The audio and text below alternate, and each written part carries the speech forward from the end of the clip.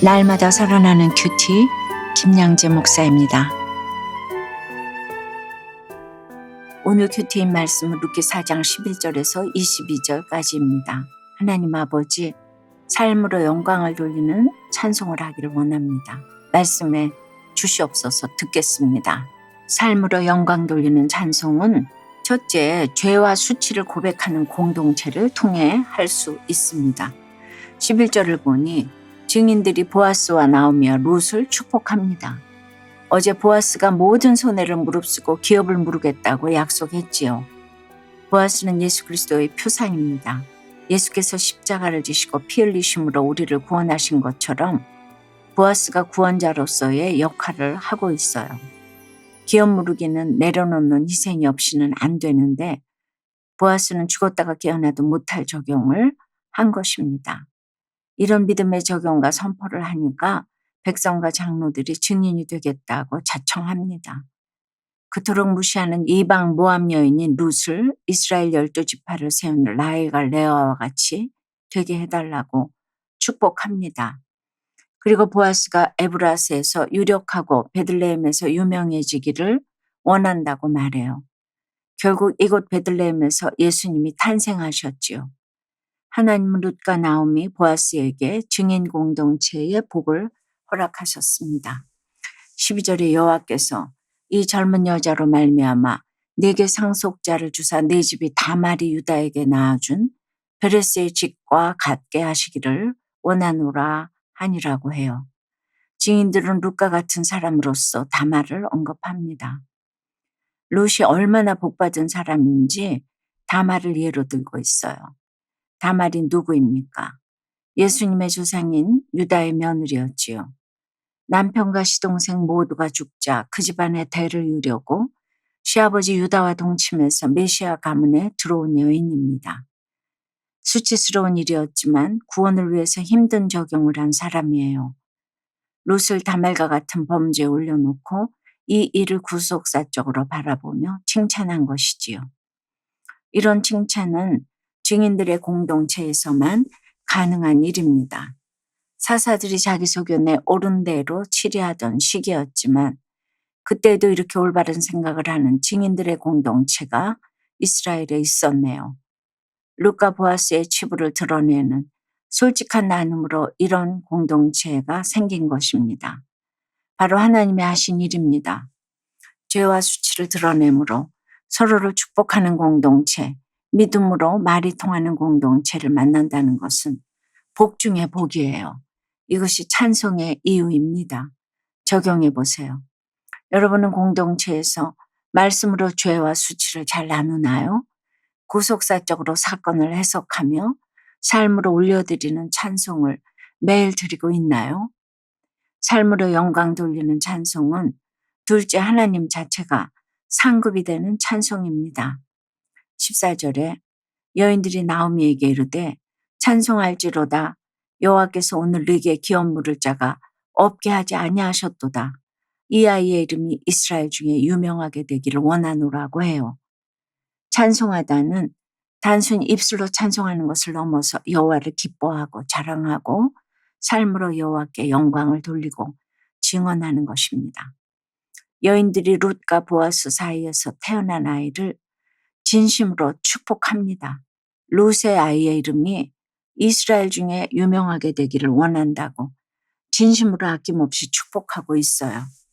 이처럼 증인 공동체는 내 자녀 남의 자녀 구별하지도 차별하지도 않아요. 15절을 보니 룻을 향해 일곱 아들이 부럽지 않은 며느리라고 칭찬을 해줍니다. 우리는 이렇게 마음껏 축복하고 칭찬할 수 있는 증인들의 공동체를 만나게 해달라고 기도해야 합니다. 16절과 17절에 나오미가 아기를 받아 품에 품고 그의 양육자가 되니 그의 이웃 여인들이 그에게 이름을 지어주되 나오미에게 아들이 태어났다 하여 그의 이름을 오벳이라 하였는데 그는 다윗의 아버지인 이새의 아버지였더라고 하지요. 룻의 아들 오벳은 나오미와는 육적 혈통으로는 전혀 피가 섞이지 않았지만 이웃 여인들은 나오미가 오벳을 낳았다고 합니다. 나오미가 거룩한 중매쟁이가 되어 루카 보아스를 결혼시키고 예수님의 계보를 잇는 결정적인 역할을 했기 때문입니다.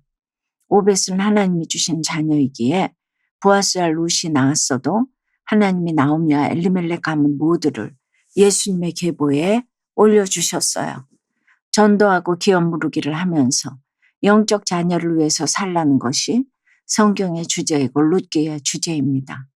내 자녀가 유명하지 않아도 천국에서 만날 자신이 있다면 그것이 최고의 인생이고 감사한 인생입니다.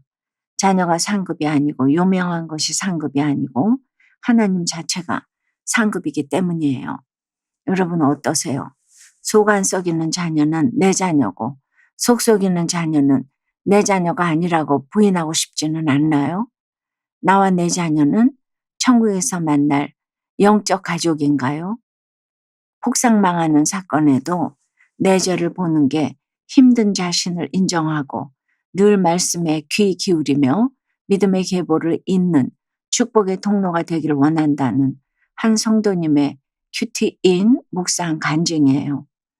저는 스스로 꽤 괜찮은 사람이라 생각하며 직장에서는 신실한 성도인 척하고 교회에서는 열심히 봉사했지만 정작 가정에서는 자녀들에게 믿음의 본을 보이지 못했어요.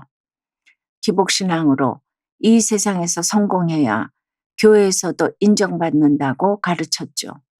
그러다 제가 다니던 회사가 부도나는 일로 저는 교회 공동체에 속해 양육을 받았어요. 그 식당을 차렸지만 코로나19로 폐업하고 40년 지기 지인에게 사기를 당하면서 폭삭 망했지요. 가족이 살던 집은 공매로 넘겨지고 신용불량자 신세로 재판까지 받았어요. 가족 또한 이 모든 상황을 함께 겪으며 고통스러운 시간을 보냈습니다. 그런데 저는 오늘 말씀을 묵상하면서 나오미와 유다가 유독 눈에 들어왔어요. 나오미와 유다 모두 자녀들이 죽는 고난 앞에서 회개하고 돌이켜 예수 그리스도의 계보를 잇는 믿음의 조상이 되었는데 저는 그들처럼 폭망하는 사건을 겪어도 매 순간 내 죄를 보고 가는 것이 힘들어요. 여전히 내가 피해자라 소리치고 싶을 때가 있지요. 그런 저에게 하나님은 11절처럼 증인 공동체를 통해 예배와 큐티 소그룹 모임을 사수하며 피투성이라도 살아만 있으라고 하십니다. 한순간이라도 말씀 없이는 100% 죄인임을 모르는 저이기에 오늘도 말씀에 귀 기울이며 믿음의 계보를 잇는 축복의 통로가 되기를 소원해요. 저의 적용은 저 때문에 수고하는 아내와 자녀들에게 거친 말을 쓰며 혈기 부리지 않겠습니다. 제게 사기 피해를 입힌 지인과 통화할 때 험한 말을 삼가고 원수를 갚겠다는 마음을 품지 않겠습니다입니다. 18절부터 22절까지를 보면 계보가 나오지요. 이 짧은 계보에 다말과 그녀의 시아버지 유다의 동침으로 태어난 베레스, 기생 라합에게서 나온 보아스, 모압 여인 룻과의 사이에서 낳은 오벳이 보입니다. 베레스에서 다윗까지의 계보에 부끄러워할 만한 조건을 가진 사람들이 다 들어있어요. 하지만 이새가 다윗을 낳음으로 이 계보에 속한 모든 사람이 다윗으로 인해 영광을 얻게 됩니다. 또 이 계보에서 예수님이 오심으로 모두가 영광을 얻습니다. 사랑하는 여러분, 나의 계보가 수치스러울지라도 하나님 자체가 상급이기에 나는 예수님으로 인해 즐거워한다는 것이 예수 그리스도 계보의 진정한 의미입니다. 이렇게 구속사로 우리의 인생을 해석해야만 내 인생이 해석될 수 있어요. 우리가 가는 곳마다 이런 복이 넘쳐나므로 고난 중에도 찬송이 끊이지 않는 인생을 살아가길 주님의 이름으로 축원합니다. 기도드립니다. 주님, 찬송할 수 없을 때 찬송하는 것이 진정한 찬송임을 알았습니다. 룻의 출신을 밝히며 담대하게 수치를 드러낸 보아스 때문에 증인 공동체가 생겼습니다. 우리 인생의 목적이 기업 무르기, 영적 자녀 낳는 것인데 여호와의 축복으로 영적 자녀를 잉태하게 해 주시옵소서. 룻기의 마지막에 나온 베레스와 예수님의 계보를 생각하며 예수님으로 만족하고 하나님 자체를 상급으로 누리게 도와 주시옵소서. 육신의 가족도 영의 가족도 모두 영적 자녀가 되어서 잠시 후에 천국에서 모두 만나게 되기를 소망합니다. 진정한 찬송의 대상이 하나님밖에 없다는 것을 알고 오직 하나님만 찬송하는 우리가 되어 우리가 있는 곳이 다 메시아의 동네가 되기를 원합니다. 가정과 직장과 목장이 메시아의 동네가 될 수 있도록 복을 내려 주시옵소서. 예수 그리스도 이름으로 기도드리옵나이다. 아멘. 지금까지 우리들 교회 김양재 목사님이었습니다. 큐티에 도움받기 원하시는 분들은 QTM 홈페이지 qtm.or.kr 또는 유튜브에서 QTM을 검색하시면 도움받을 수 있습니다. 자세한 문의사항은 지역번호 031-705-5360번으로 문의하시기 바랍니다.